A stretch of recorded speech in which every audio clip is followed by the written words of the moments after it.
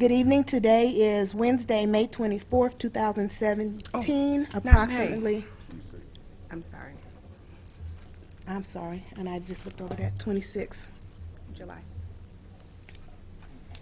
And it's also July. Okay, let's start over. That's what I did. The agenda. Okay, Wednesday, July 26, 2017, the Urbana Civilian Police Review Board will now come to order. Roll call, please. Ricardo Diaz. Here. Scott Gossett. Diane Gottile. Here. Mikhail Levinsky. Here. Megan McGinty. Here. Grace Mitchell. Ivy Williams. Here. Cecilia Clark. And Preston. Here. Okay, at this time, I'll ask for changes to the agenda.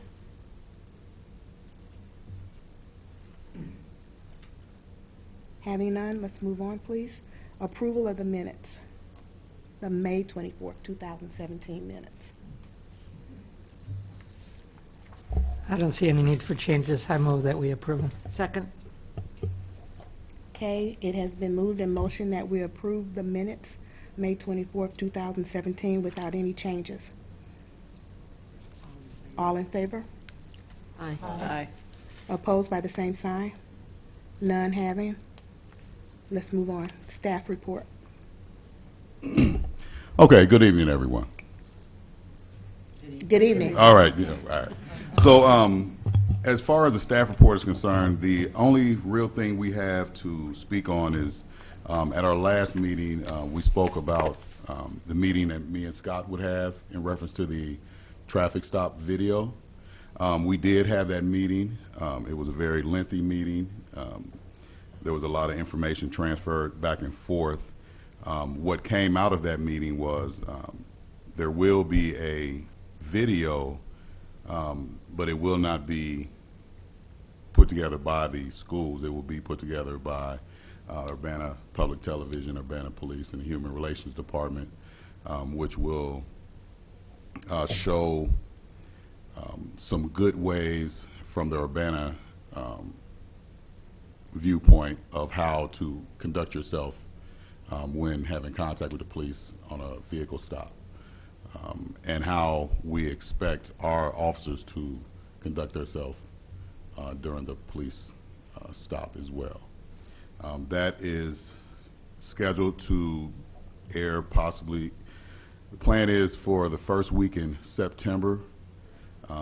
We are still working on the script and getting the role players. So we plan on starting the recording in the next few weeks.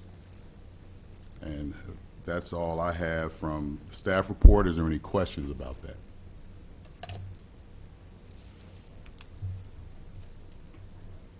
Oh, I do have a question. So you're preparing a video, Yes, ma'am. and then it will be presented. What are the thoughts about where it will be presented? It will be on through the show Cops Corner. It will be on UPTV, YouTube, all the social media sites through the city of Urbana, all the different agencies, the Urbana public website, and wherever else. I got a call from the News Gazette today inquiring about it, so I'm sure there's going to be other people pulling for it. Any thought about the high school? The high school, if they choose to use it, but we can't mandate the school to. They're a different entity than we are. But it definitely will be available to them. Is it targeted to youth or is it targeted for the entire community? It's going to be targeted generally for the age range between 16 and 26. You know, that age range is a little more volatile mostly. The older we get, the more controlled we tend to be.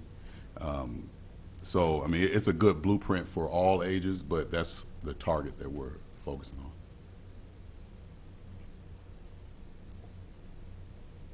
Thank you. All right. And that's all for me. Oh, I'm sorry. One more thing. We are also working on another training, which we're trying to encompass the CPRB as well as the HRC in an implicit bias training. I'm intrigued to go through it. We have several options and instructors, one of which is with us now. And then we have another one that may be accompanying him if that's the route we take.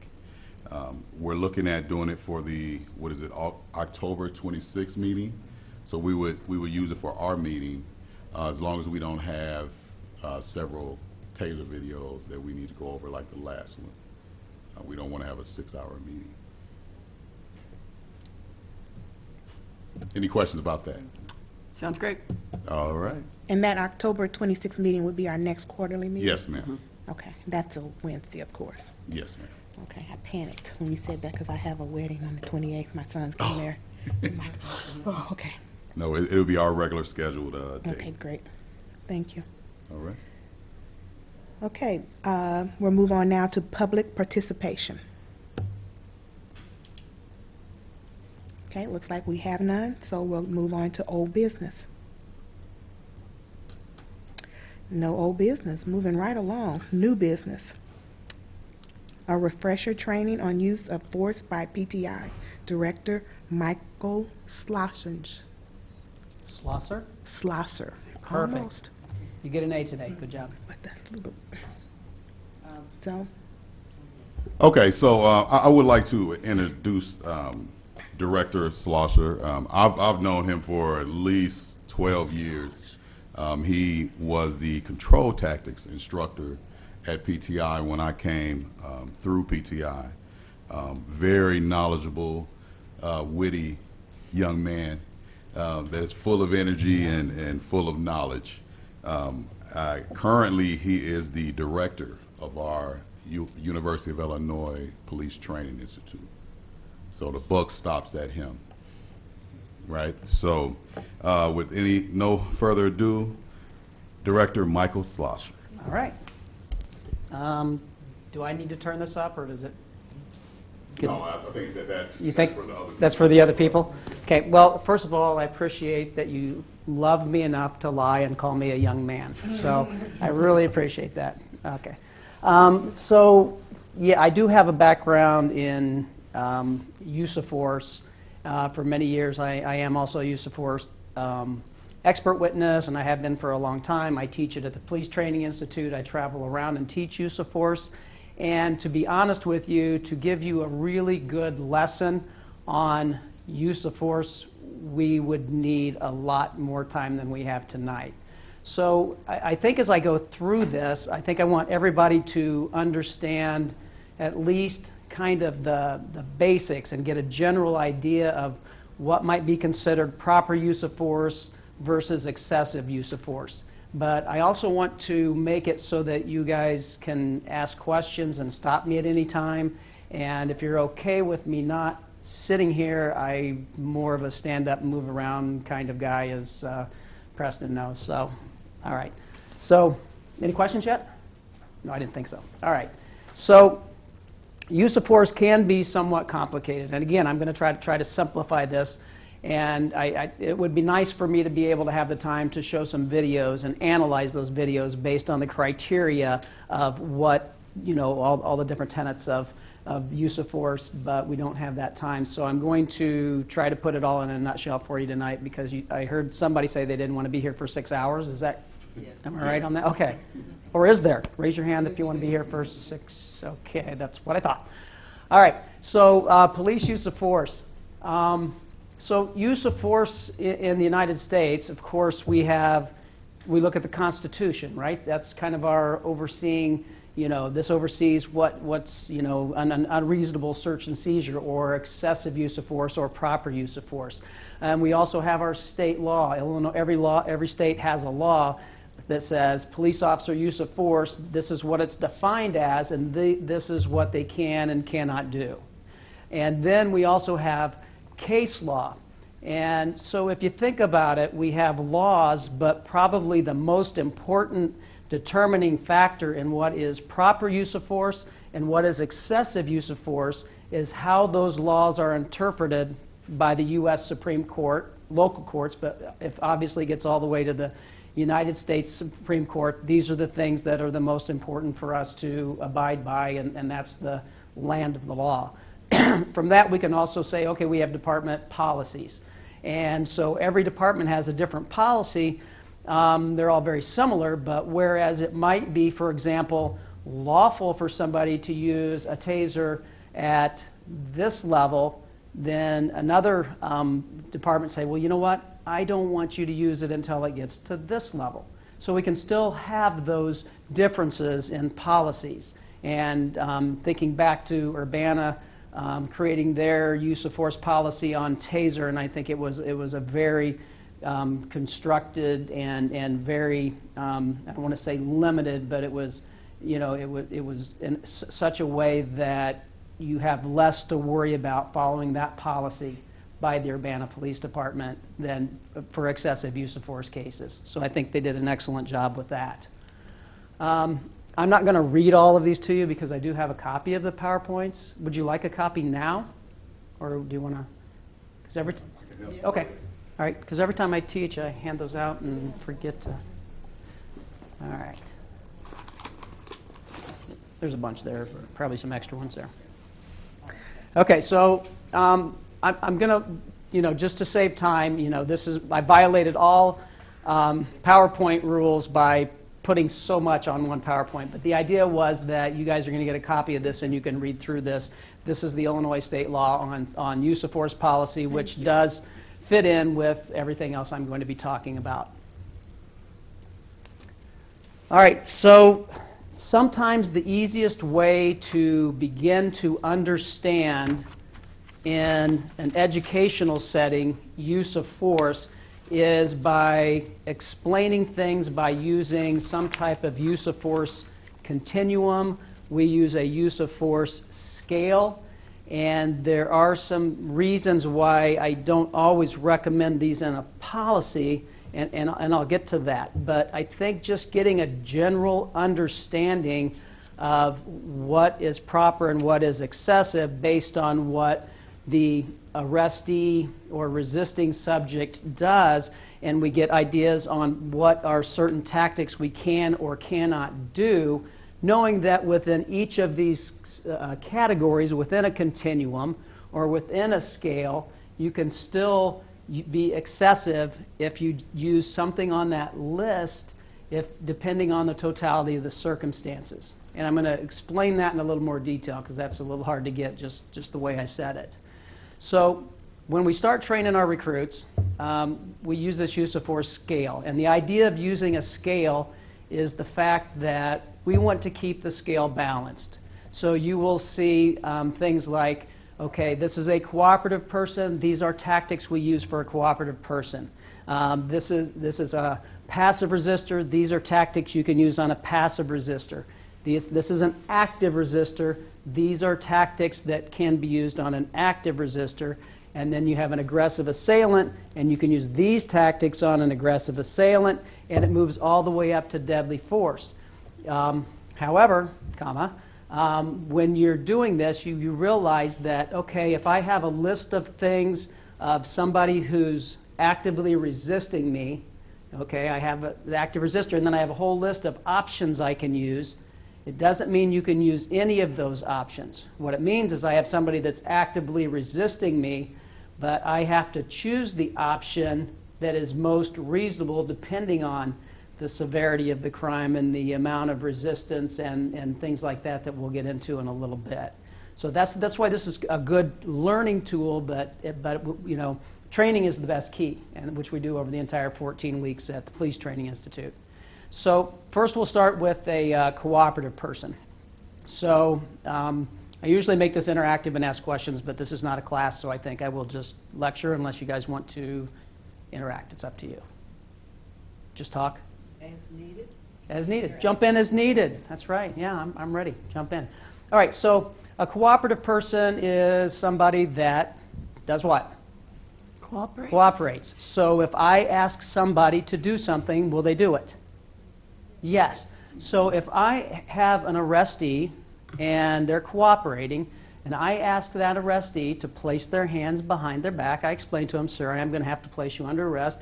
I need you to please turn around, place your hands behind your back, and they do that. Okay, separate your feet for me, lean forward, and then I can come up, get control of the person, not hurting them, but getting control in a way that if they started to resist, I could move it to a higher level because I have control of them, but we're not hurting them. I would simply place the cuffs on them, right? I would check the cuffs for proper fit. I'd double lock them so they don't get any tighter. I would search them, transport them to my vehicle, and then transport them probably to the Champaign County Correctional Facility. And I think an interesting, there's no real database, no entire database that keeps track of all use of force in the United States, right? Even the deadly force. And so what you have to look for are certain studies where they've taken large sample sizes from larger cities and certain areas and say, well, how often do people cooperate? How often do people resist? How often do officers have to use their weapons in the line of duty? And the studies range kind of an average of, they find out that, the last study I read, 87% of everybody that gets arrested does not resist at all. Okay? You're not going to hear about that necessarily on the news, right? I mean, two officers walk in, there's a lot of violence. They're very good at de-escalating, sir. I can see you're upset. I understand that, but, this can make this a lot easier. I don't want it to get worse. If we can just get, So we talk to people, and cops are good at talking to people, so almost all arrests are made without resistance. There's some that are made with resistance where it's simply you're having to gain control of them. There's some where you may result to a takedown. There's some that might result to, once they start resisting, to going to a higher level of force and possibly even a different tool. Another important statistic is how often will a police officer have to be likely to fire their firearm in the line of duty during their entire 20 or 30-year career. And it actually is less than 0.03%. Of course, it seems higher than that because that's what makes the news versus the people that cooperate. And good cops, good talking to people, more likely to get people to cooperate. That's where most arrests are made. But words don't always work. People become violent anyway, so we need to keep that in mind. So basically, it's very simple for a cooperative person. They're doing what we ask them to do, so we're able to just get them under control and arrest them. I have a question. When you said cooperative person, you've already told that person that they're going to be arrested. Mm-hmm. In telling them they're going to be arrested, you've also said why I'm arrested. Oh, absolutely. Absolutely. Okay, so it's just the same as a traffic stop. If I stop somebody, sir, I'm Officer Mike Slosser with the Rantoul Police Department. The reason I stopped you today is because you happened to, didn't make a complete stop at the stop sign back there at Grove and Sheldon. Is there any justification for that? Sir, I am going to have to place you under arrest for domestic battery. And they'll ask questions and you talk to them, and the idea is that you interact with people and explain things to people. Sometimes officers don't take enough time to explain things to people. And so we teach at the Police Training Institute, you're always talking to people and explaining to them what's going on. You're not lying to them, and there's no reason to do that. So you've explained all that, and you've gotten their cooperation. But I'm going to give you another example of a cooperating person and how we teach it at the Police Training Institute that a lot of people don't think is cooperating. Okay? That's my question.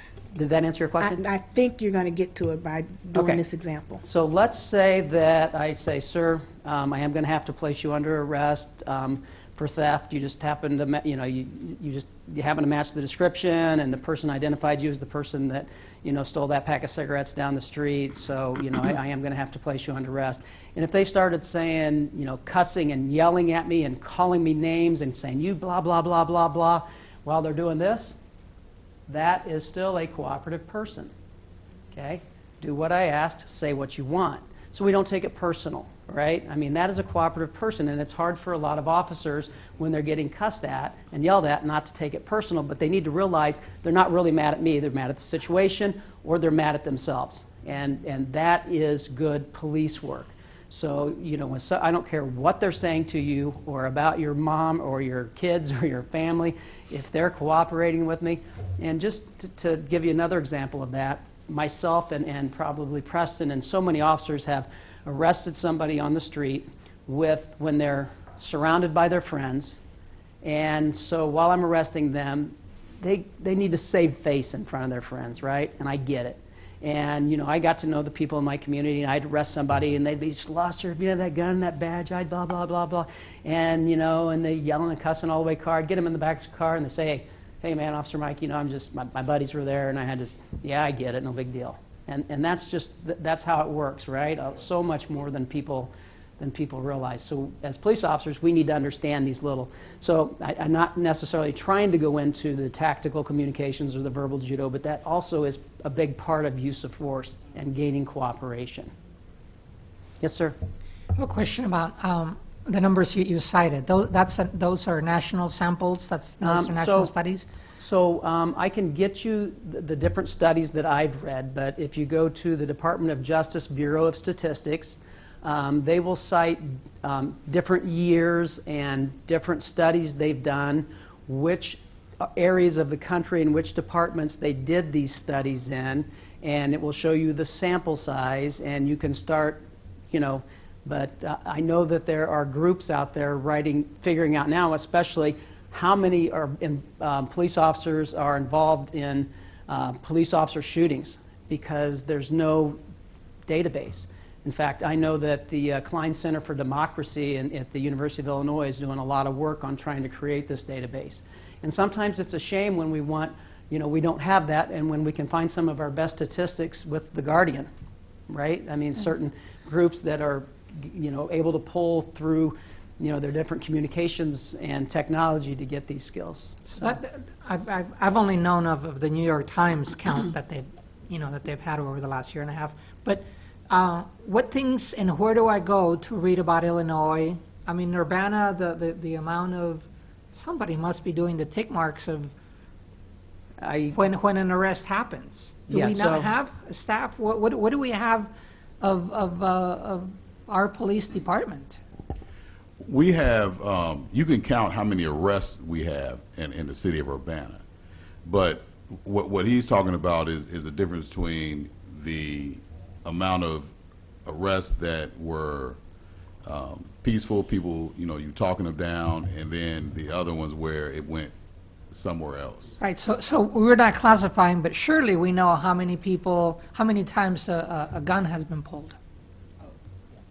Yes, we in Urbana would be able to do that, but everybody doesn't do that. Okay, so where do we Urbana's go much and how do smaller, we too. provide a backdrop to as you talk to us about these things? Because it does sound like it's a very small amount, Yes, right? but And that's a sample somewhere else. Here, we seem to have numbers.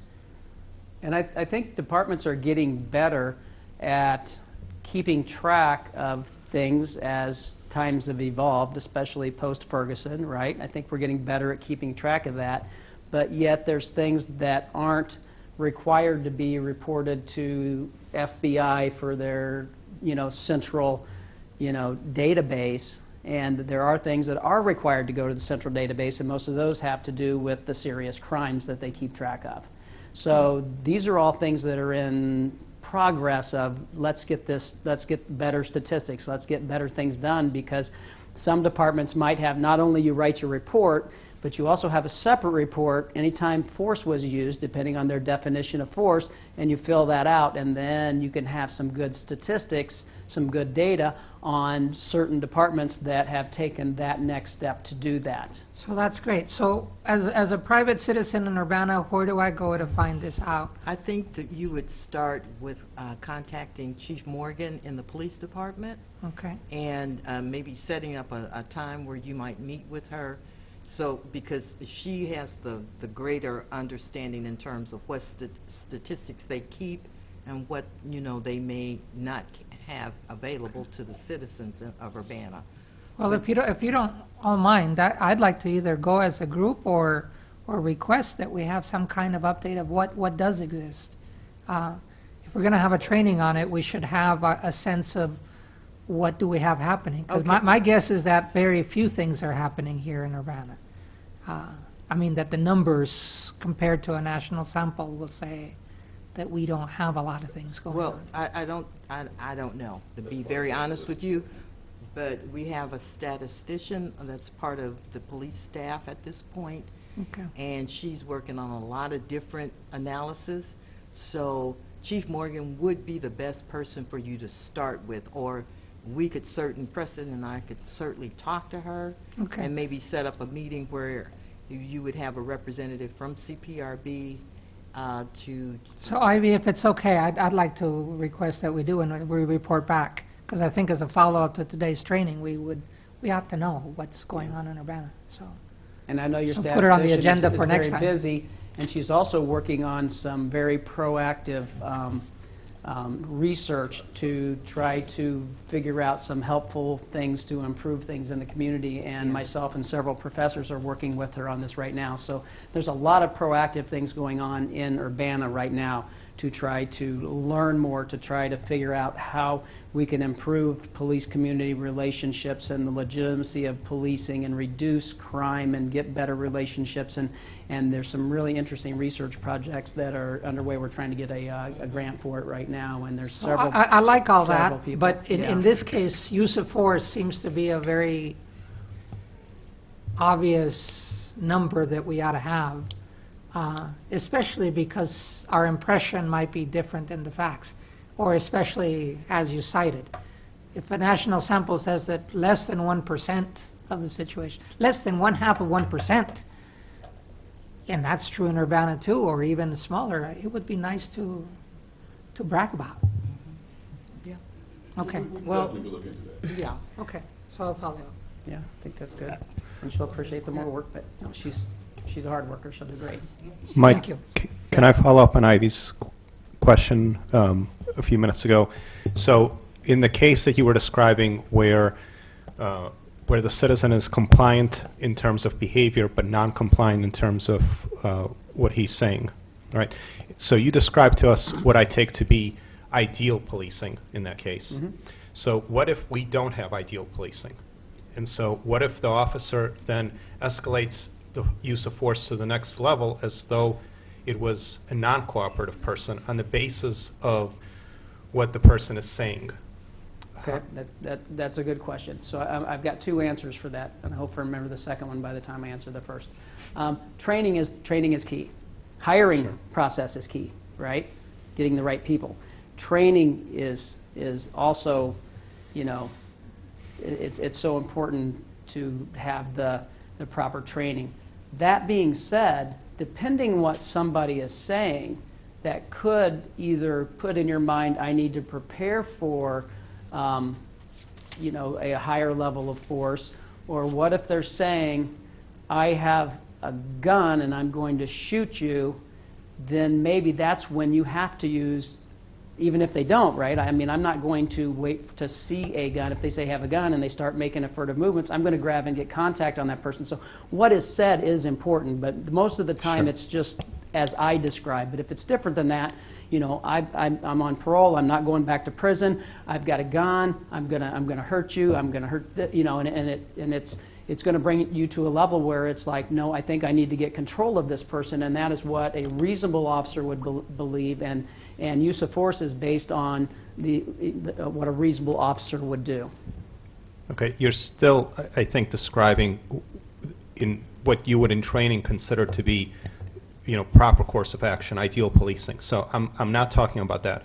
I'm talking about, you know, no direct threat of violence, but you know, being called a fag, being like just stuff aimed at you personally, that a reasonable officer would not happily, but would, you know, let slide. Right. This officer does not. Now, what happens then? The department investigates. Is that seen as justifiable escalation, or like sort of what happens internally at that point? That would be up to the department on how they address the seriousness of that. That wouldn't, you know, that's not you that guys. would be Gotcha. if I taught a leadership class to police administrators and talked about liability and things like that. But that would not be my realm for that. I think that would be a good question for, you know, the administration at the U of I Police Department. And then, I don't know whether this is appropriate or not, but kind of staying where you and I are at, I think. What about the police officer? And I heard you saying about the training and the hiring, but that police officer that kind of picks at the person or says the right thing that escalates them. How does that kind of work out? Yeah, I Or think we're that's kind of talking a little bit about the same the thing. same thing? Okay. And police officers need to be trained and they need to practice but we don't teach just de-escalation, we teach non-escalation. And let me give you an example of not using non-escalation Okay. from a case you may be familiar with. And this is a video I use for my recruits on how not to conduct a traffic stop, how not to behave, how not to take things personal. Is everybody familiar with the Sandra Bland traffic stop? That officer did everything that I would not have taught. Okay, so that would be my opinion on that. And so we use that in our training as what not to do. And I was lucky enough to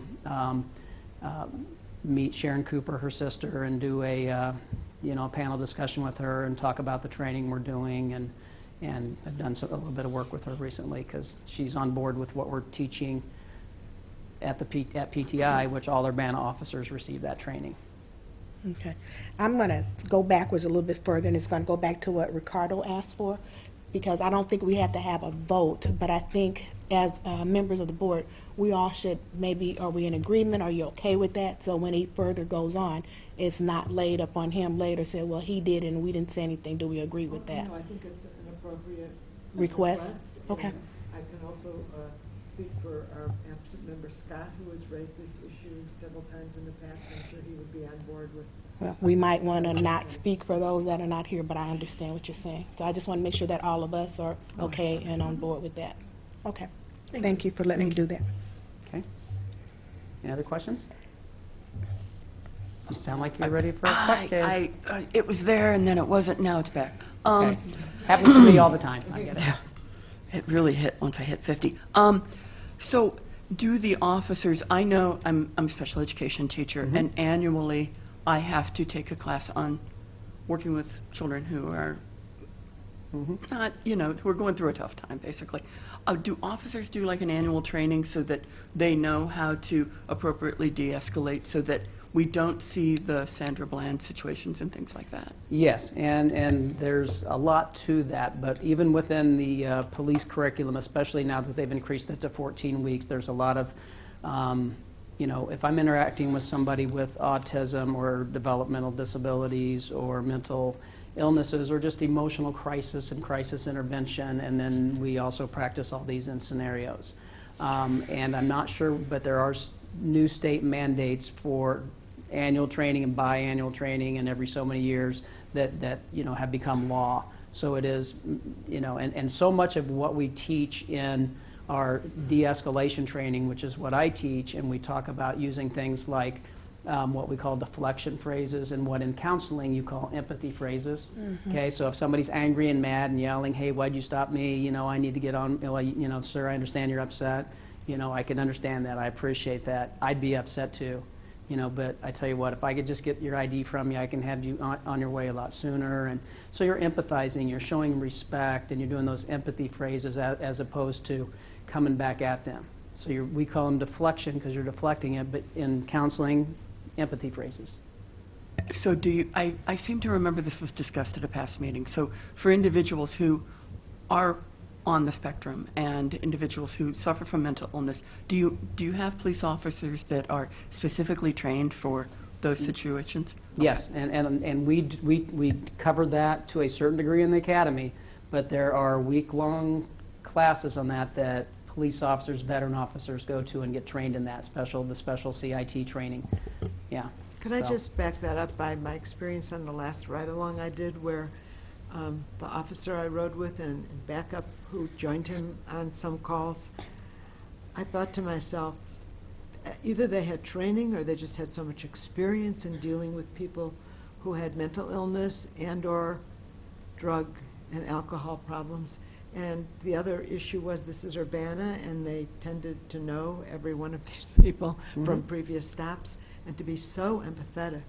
I was really positively impressed. So hopefully that's And the I think norm. that's more than not. I just don't think just that's something that makes the news, so to speak, right? I mean, you know, it's the bad things. And when we as police officers look at these things where officers are using excessive use of force or escalating the situation or not de-escalating it, good officers are looking at this and saying, now everybody's going to think we're like this, and we're not. We are compassionate people. We have families too. We have lives outside of a police officer. I'm in uniform, it's my job, but I'm a regular person too, and I'm compassionate and I'm caring. And but yeah, police officers, good police officers will do that, and good police officers don't want bad officers on the street, and that's just the way it is. Neither do administrators and chiefs and things, so, yeah.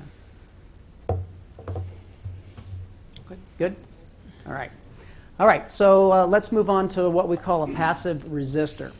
And I think probably the best description of a passive resistor, if you can think of somebody that is not resisting you, but not doing what you're saying. Can you guys think of an example of what that might be? Is that maybe a protester? Okay, I'll help you out. Okay, all right. So maybe the protester that's sitting there in front of the building, and they're trespassing, and you've used all your verbal judo skills, and I don't want to have to arrest you. I don't want you to have to go in and pay bond. I'm sure you have stuff to do tonight. You know, I know you're peaceful, and maybe we can, you can do this somewhere else in another day. I mean, we just need to learn how to take our times and talk to people. But if it comes down to having to arrest a passive resistor, the only force you need to use on a passive resistor to arrest them, if they're sitting there, you can simply, kind of gently lay them on their stomach, put their hands behind their back, handcuff them, because that's policy, right? Because a passive resistor could get angry, and you need to be prepared. Two officers are taught how to, as you're taught how to handle certain people when things get physical. And, basically, if they remain passive, you might have to help assist them to the squad car and things like that. So you're just doing for them what they won't do for you. And you're continuing the communications all along. So passive resistor, there's not really anything that should be pain compliance or anything like that. That's where we don't bring in the pepper spray, and that has been brought in the past, and there have been court cases on that say, don't do that. And would a passive resistor also be considered someone who, when you ask them to put their hands behind their back, they don't, they just stand there? Absolutely. This is a passive. You say, Mike, put your hands behind your back. I stand here. I'm not resisting you. But if I have to come up to you, and I, my partner and I, we put your hands behind your back for you. And if you let us do that, you're still passive. If you tense up or you pull away or you take off running, then you've gone to that next level to an active resistor. So that's when new techniques will need to come in to be able to affect that arrest. But that is another good example. Question then, as far as that, and I don't know if it falls under your line. If I don't do what the officer says, does that mean I'm resisting arrest? If you don't do what the officer says, and but I'm still able to make contact with you, and I'm still able to get you under control, there's no way that you are going to be charged with resisting arrest. Okay. Yeah, I mean, that would be something that the state's attorney's office would say, no, that wasn't resisting. We have to have, there's still reasonableness within things. I'm not going to charge somebody with that. Okay, thank you. Okay, are we on a roll? Like butter? Okay, my bad.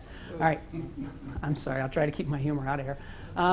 Okay, so now we've kind of described that next level that we've gotten to. We're getting to that active resistor. And there are so many different tactics you can use for an active resistor.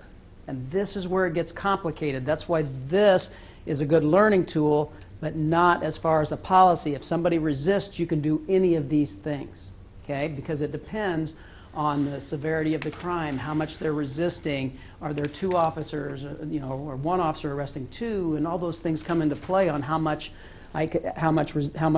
control I can do, what tactics I can do. So somebody that might simply be tensing up their arms, and not letting me and my partner put their hands behind their back, we might be able to just do certain tactics where we're kind of, trying to bend that elbow to get, it's not going to hurt them or anything, but that little element of surprise, I can bend that elbow, I can get them in a control hold, I can get the wrist behind the back for a rear wrist lock, and then if they start resisting a lot, I can start adding a little pain compliance. and ask them, please stop resisting, and then I can let up. But I'm staying in a position where if they start resisting again, I could do pain compliance if I needed to again. But if it's something they're tensing up, we could do certain standing control holds, that's great.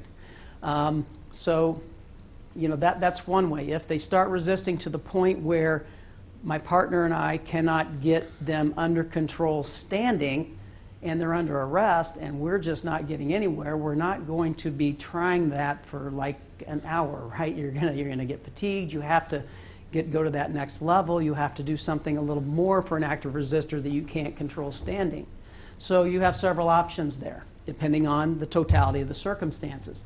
It might be something where you and your partner communicate, let's take this person down to the ground, where we can control them on the ground and get their arms behind their back and cuff them. It might be a situation, depending on the totality of the circumstances, where maybe it's one where we say, let's disengage, because we think maybe if we do start fighting this person, it's more people are going to get hurt. We disengage, we can get to another tool like pepper spray or like a taser, and sometimes simply the display of taser has worked. Has been a miracle over the last few years from when taser first came out. Because I don't know if any of you have been tasered, but if I see the dot, and I've been tasered 5 times, so I feel like it's a safe tool, and it's not fun, 5 seconds, but then I'm absolutely fine, but I still don't want to go through those 5 seconds. So sometimes the display. So depending on the level of resistance, and the severity of the crime and the chances of them getting away and how strong are they and is it building up to a fight, I might end up saying, okay, maybe a takedown's an option. Maybe an option is to disengage and get to my taser, disengage and get to my pepper spray, and to those other tools to try to control that situation so that people are less likely to get hurt, the suspect, the arrestee, and the officer.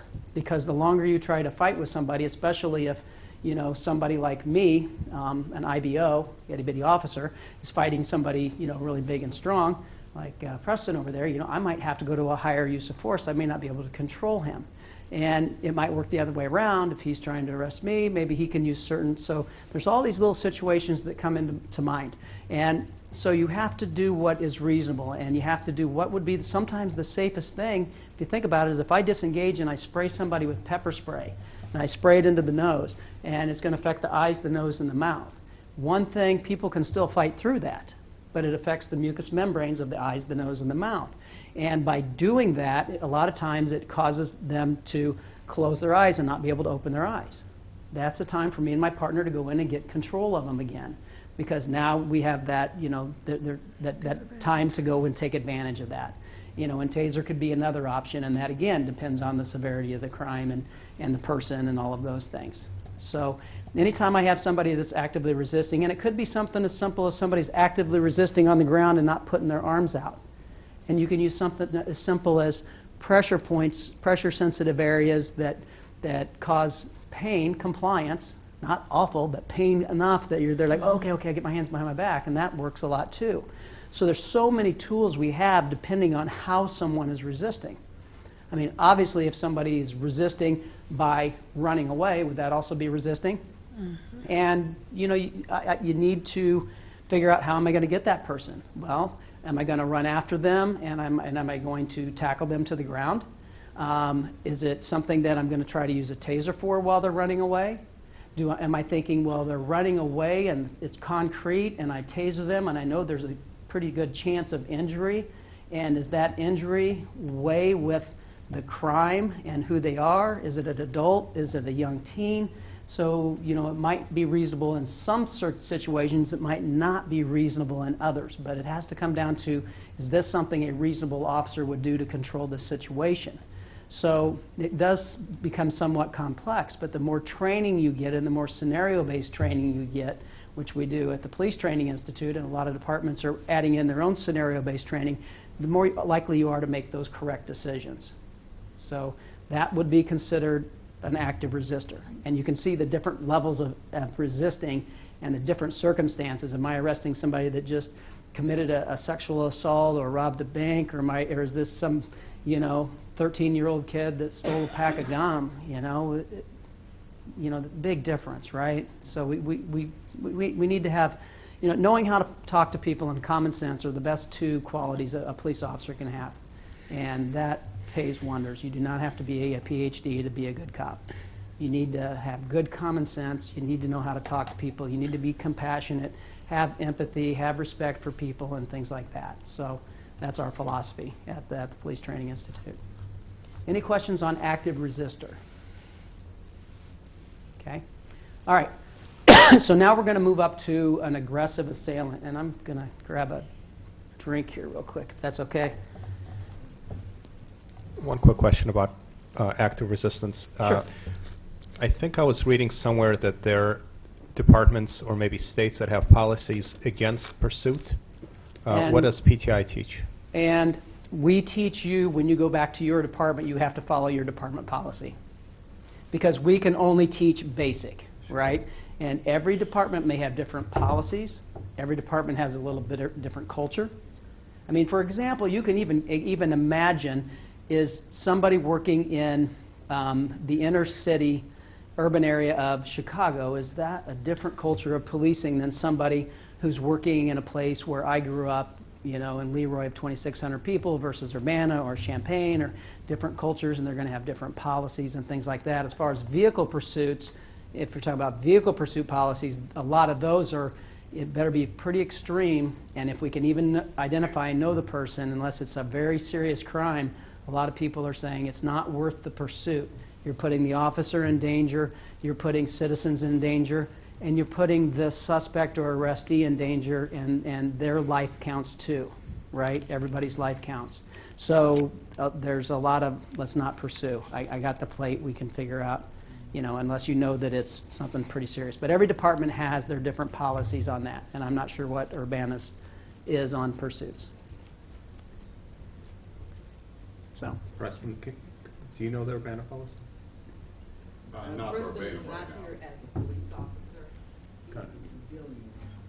So all questions regarding how Urbana polices really appropriately should be addressed to the chief.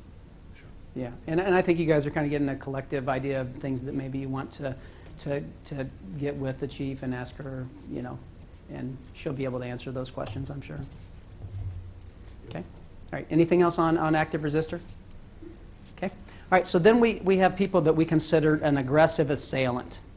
And basically what an aggressive assailant is I'm the officer and I'm trying to arrest the suspect and they're attacking me. Okay. So can you imagine the different levels of attack and the different options I might have for somebody that's attacking me? Because can somebody attack me simply by taking their hands and shoving me back? Okay. Could it be more severe when they come up and they just, punch me in the face? Could it be when they're, kicking me? Could it be where they've tackled me to the ground and they're punching me? I mean, there's so many different levels of attack. Could it be just somebody that kicked me in the shin and ran, right? So, I mean, there's different things, and we have to, kind of transition, because once I've been kicked, I'm under attack. If they take off running after they kick me, now it's simply an active resistor. So we need to be able to transition to these things. That's why when you have a high-risk arrest and you have somebody you see that has a weapon, you need to get your gun out, but that could be a cooperative person. Because if I see somebody with a weapon and I get my gun out and I say, okay, get your hands up, I see that gun, if you reach for it, I will shoot. And they do everything you say, they're a cooperative person, right? Mm-hmm. So we need to be able to transition from what could have been a deadly force situation to a cooperative person. But if I'm under attack, it just depends. The more serious I'm under attack, the more I can attack them. It might be a situation where I'm still able to get control of them. It might be a little higher situation where I actually have to strike back. It might be a situation where I'm trying to protect and disengage and get to my pepper spray and taser, those things that I'm using at the lower levels I can still use at the higher levels. So it might be a situation that can evolve into I'm under attack, I'm on the ground, somebody's on top of me and they're choking me and I'm under attack, but now if I continue to get choked, or even if I continue to get punched and I go unconscious, then that could become a deadly force encounter. Because if I know that I'm feeling like I'm going unconscious, that's deadly force. Because even if I just go unconscious and don't die, once I'm unconscious, everything that's available to me is available to them, including my handgun. So a lot of people have a hard time understanding that. You know, I'm getting punched, but you're starting to, you know, and you know, I don't know if anybody, you ever been knocked out punching or anything like that? And I always see these white little poofy things, you know, and it's like, okay, I'm getting ready to go unconscious. That's a deadly force situation, you know, and again, depending on the totality of the circumstances, but that's kind of a generic example. Could you help us understand that now in Illinois there's concealed carry, and of course the videos that float around about someone declaring that they have a gun. What is the Illinois Procedure? procedure instruction? Because the image here gives this is what the subject is, this is where the officer is. When it comes to the subject, concealed carry, I have something on me, what is my responsibility, especially when I get pulled over?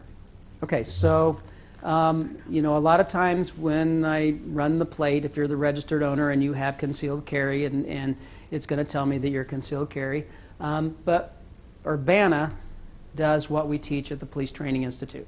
So if you tell me, that's great, but even if you don't tell me, I'm going to find out, even if it's not your car or something.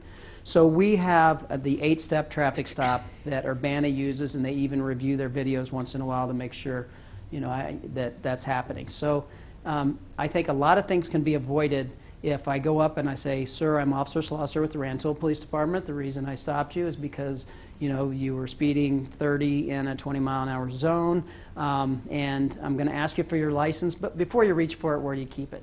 Okay, it's in my wallet. Okay, is there anything there that I need to worry about? Do you have any weapons or anything I need to be concerned about? And then if I think that, okay, that's right by their weapon, I might, you know, I might observe them closer. I might have them step out of the car. Do you mind if every department's going to have their own created procedures on that. But I will also say, sir, do you have your registration, your driver's license? Where do you keep that? It's in my glove box. Is there anything in there I need to worry about? Okay, well, I do have a gun in there, but I'm concealed carry or whatever, right? I'm going to say, well, I tell you what, you know, if you don't mind, I'm going to go around and I'll get that for you, you know, and just or keep your hands where I can see them, you know, things like. But for the most part, from talking to so many states, so many police officers from all over the United States. When concealed carry came in Illinois so late, so many police officers were worried, oh no, everybody has a gun, everybody's carrying guns. And the officers I talked to in these other states are like, well, I say, well, what do you do? They say, we just treat it like a regular traffic stop. Or I might say, okay, you know, you don't reach for yours, I won't reach for mine, or what, you know, it's just, it becomes more common. But there's no obligation in Illinois to declare. The officer may have that information, ought to have that information. Right. But for me, as one being pulled over, it's a regular stop. I don't have to say anything. I don't have to declare anything. I'm not 100% sure on that. I'd have to get the person that teaches that. But I think what we're talking about here is when people go through concealed carry classes, a lot of times they're saying, you know, please let the officer know that you're carrying a weapon. Please keep your hands on the steering wheel so they can talk to you and confirm all this and make sure everything's okay. And, you know, just common sense things like that. But for the most part, officers that have been doing this in states for years, whether it's concealed carry or open carry, it's like, it's no different than any other traffic stop we do. We just don't do things any differently to speak of. Okay. Very good. All right. So you can see that if we just used this and said this is an active resistor and these are the things you can do, there's various levels of active resisting, and there's various levels of things you can do, and it's based on those totality of the circumstances, right? And then we come down to the highest level of force, which is deadly force, which is I believe that I'm in imminent danger of death or great bodily harm, or somebody else is in imminent danger of death or great bodily harm. So my goal is not to kill them. This is where a lot of people don't understand. Do you know what my goal is? To stop the threat. To stop the threat. To stop the threat. And once that threat is stopped, that's when you're done. Okay? And that's the goal. And then everybody asks, well, why do we always shoot center mass? right? Is that a question everybody wonders? Why can't you just shoot the gun out of their hand and stuff like that, which would be great, if you're Clint Eastwood back in a spaghetti western or something like that, I guess. But that's just, if you shoot somebody center mass and I am in imminent danger of death or great bodily harm, that is my best chance to stop that threat, and that still may not stop that threat.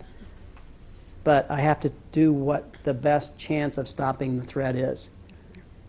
And I'm telling you, I've never met a police officer that ever wanted to take somebody's life, and I've seen so many of my friends over the years, because I know thousands of officers all over, and a lot of times they're done in policing just because it was such a toll on them psychologically. So I want to consult with everyone else, because we've been through, we've been through ride-alongs, but also there was the simulations that we also had. And I remember talking about this. Shooting center mass essentially means you're shooting to kill. Not necessarily. Your intention may not be to kill them, but if you're shooting at this, Right. the chances, I may not hit that. That's right. And actually the training, I think, taught me that. Everybody goes crazy, everybody shoots everywhere where you intended to shoot, even if you're very good. Under stress, it's difficult. You That's aim right. center mass, Your you may hit adrenaline. somewhere else, you hope it stops the threat, and yes, someone may die from it, but at the same time, that is my best chance to shoot center mass.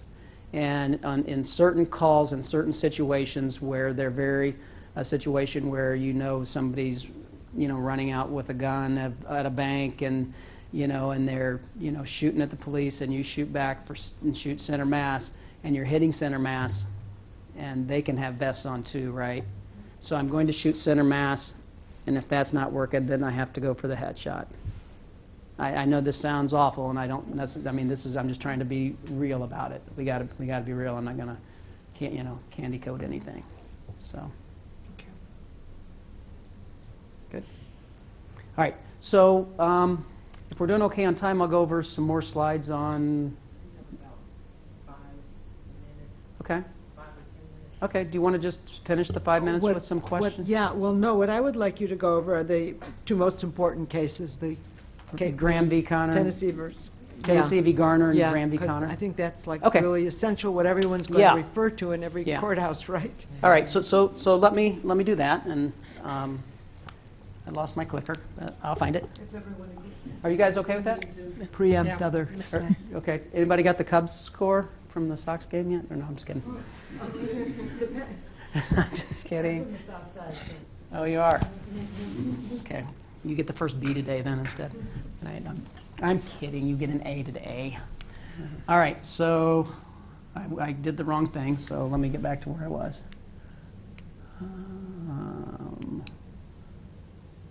Okay, 10:12 means stand by police talk. I thought I'd share that with you guys to educate you on police talk too. All right, so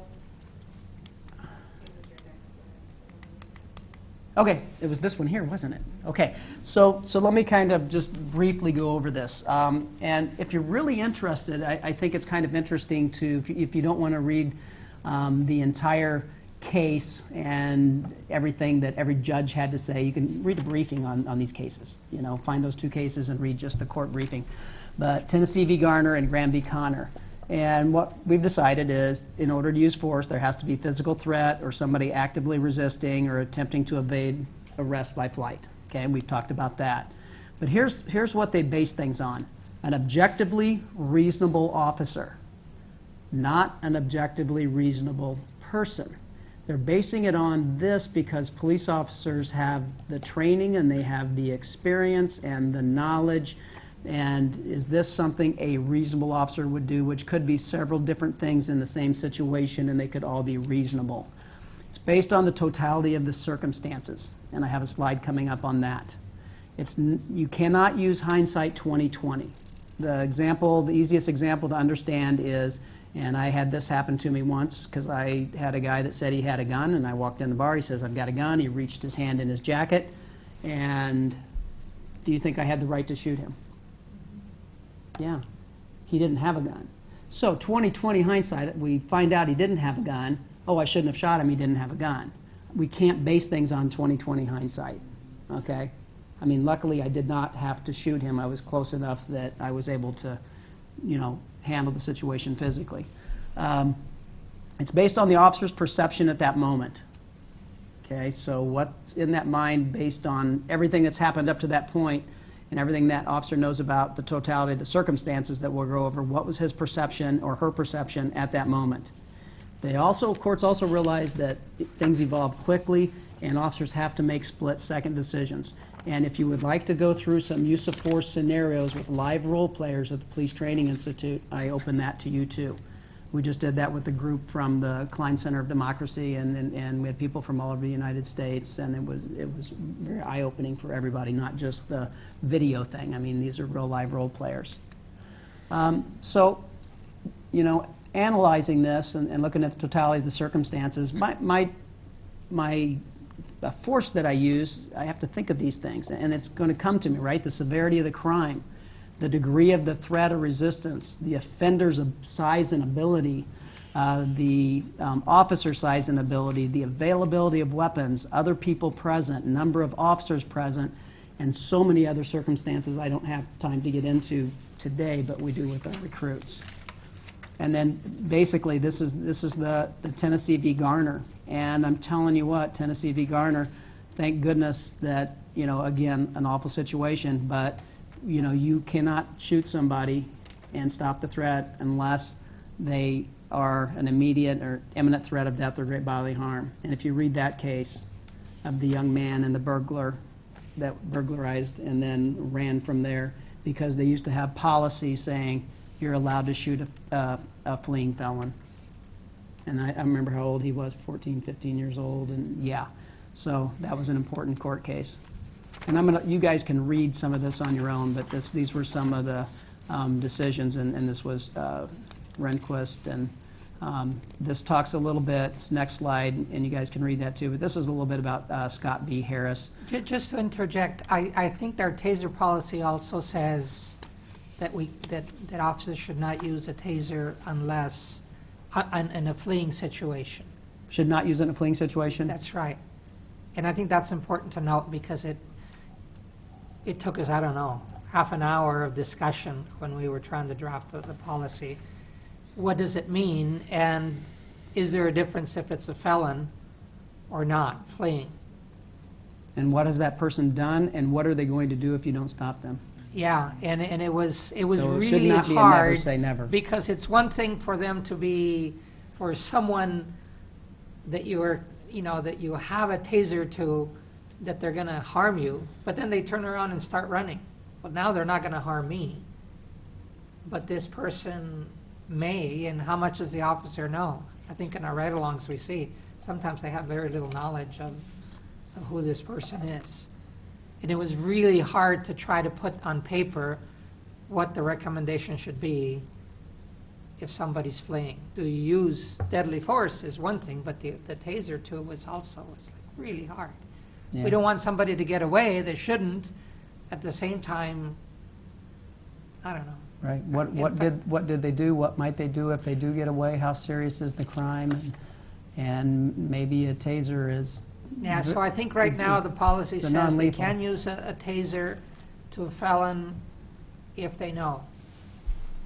You can't use it if you don't know that it's a felon. And that should also be spelled out for the type of felony. Forgery is a felony. There you go. On a side note.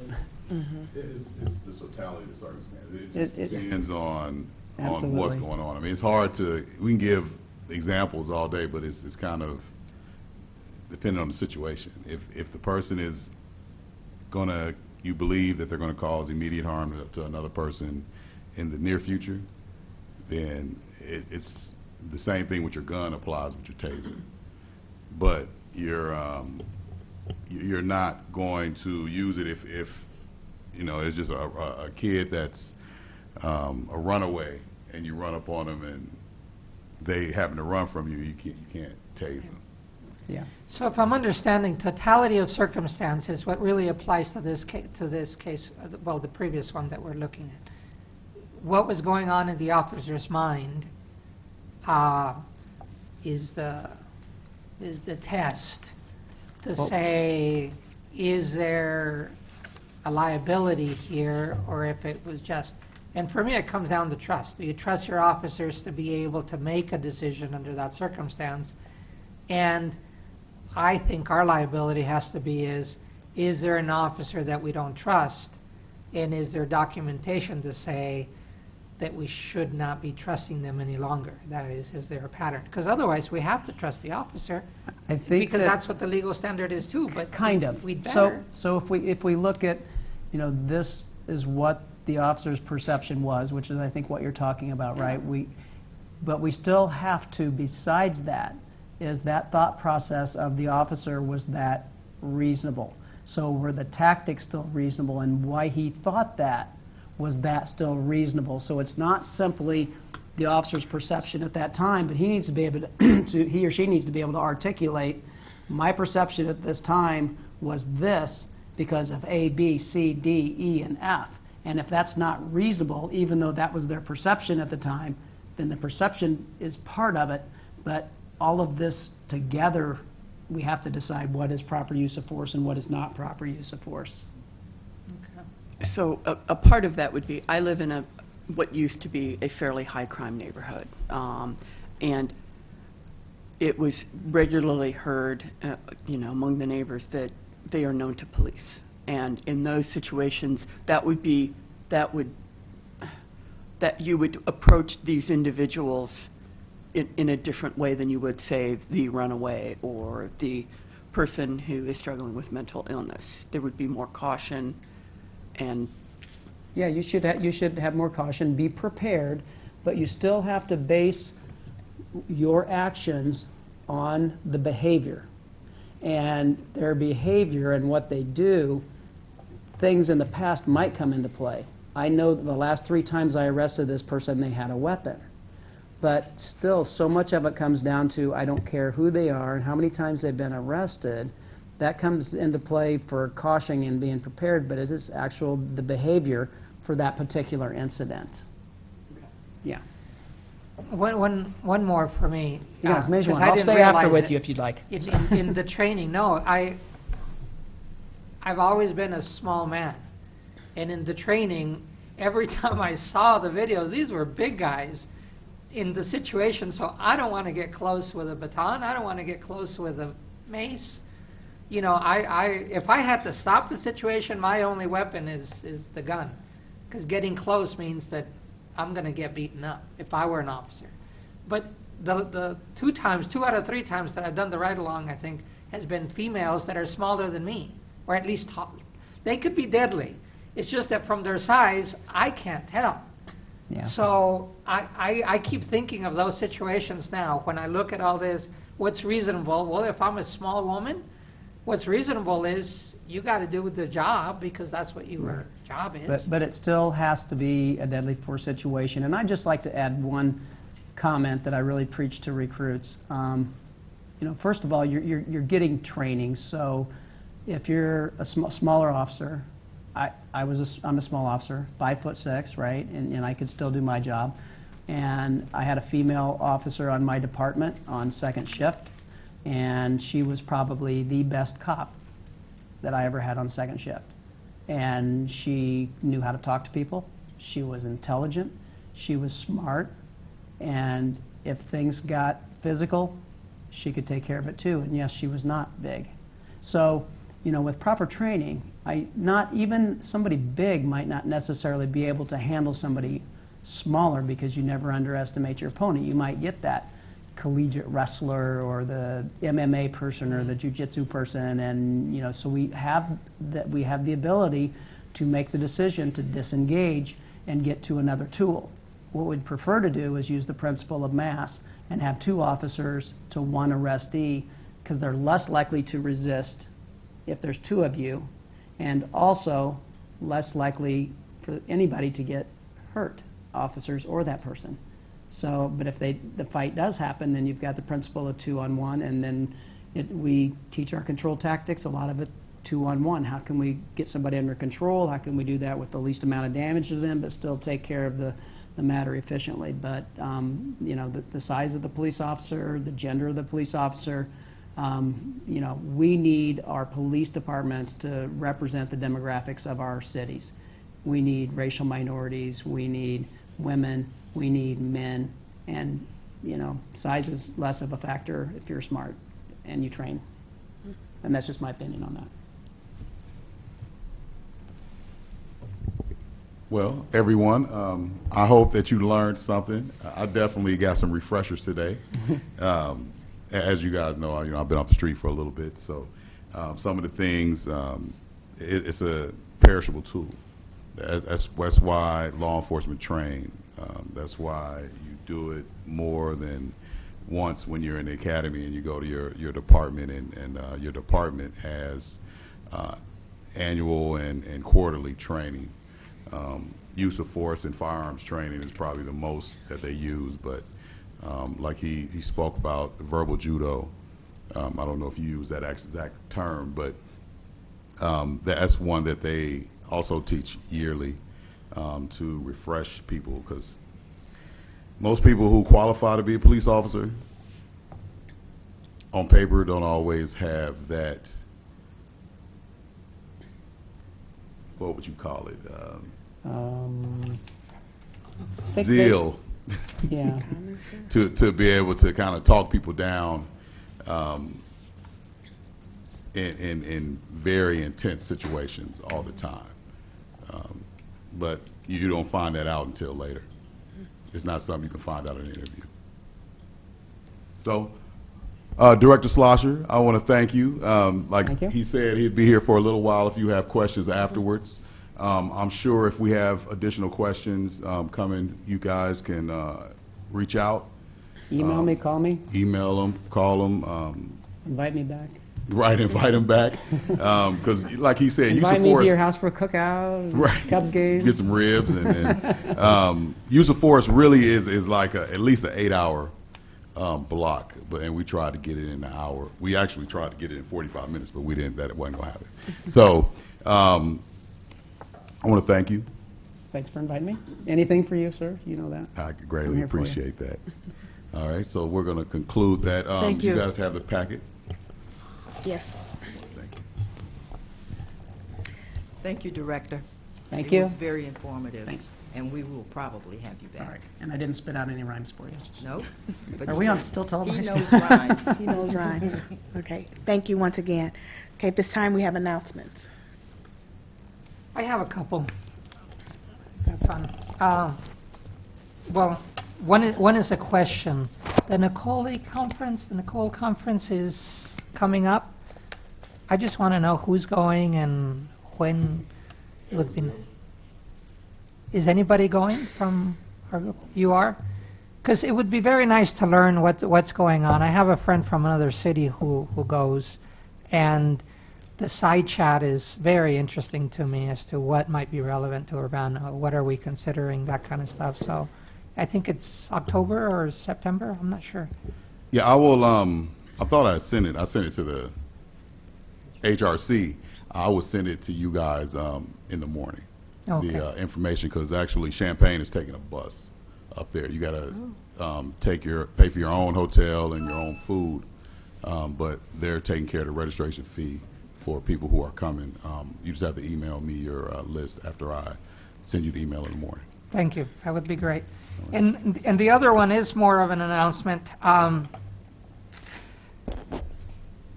There's a bill before the state, before the governor now. It's been passed by both houses. It's called the Trust Act.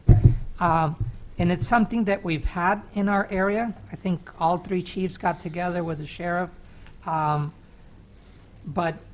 I'll read you just the two small paragraphs that says, the Trust Act will uphold provisions for both U.S. and Illinois Constitution that prevent local and state police from holding people for immigration purposes without court-issued warrants.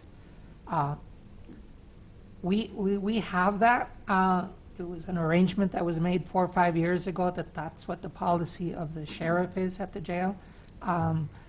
And it's been implemented, and it's been implemented well. We've tested that, and the numbers are very clear that that's true. The Trust Act says, and forbids police from stopping, searching, or arresting based on their immigration or citizenship status. in discussion with, not Chief Morgan, but the other, Pat, and before that, that was also instruction to our police officers. So it doesn't affect us as a Champaign County, if you will.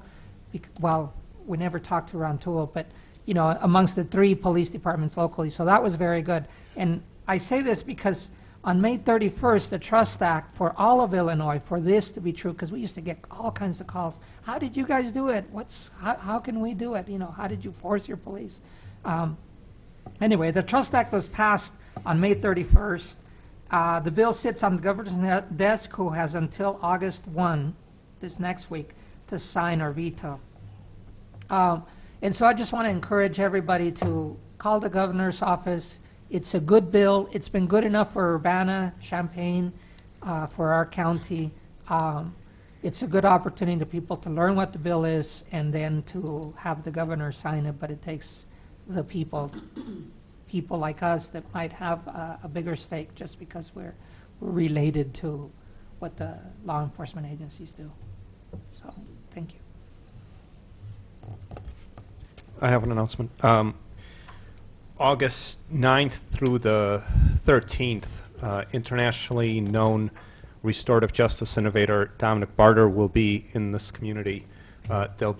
There's going to be a public event on Saturday, and I'll send information out to Preston and ask you to forward it to others. But I'm also raising it here. Dominic has worked, he resides and has lived in Brazil for 20 years, but he's worked with law enforcement in the favelas there in a variety of different contexts. So if there's interest, you know, in having an audience in terms of, you know, some part of the city of Urbana, whether it's the Human Relations Council or this body, I can make some time with Dominic while he's here. So I don't know, part of it is announcement, part of it is a request for collaboration. Thanks. Okay, having no more announcements, I'm going to ask for a motion and a second for adjournment. So moved. Second. Okay, anyone opposed? Okay, the meeting now is adjourned. Thank you all for attending. Thank you.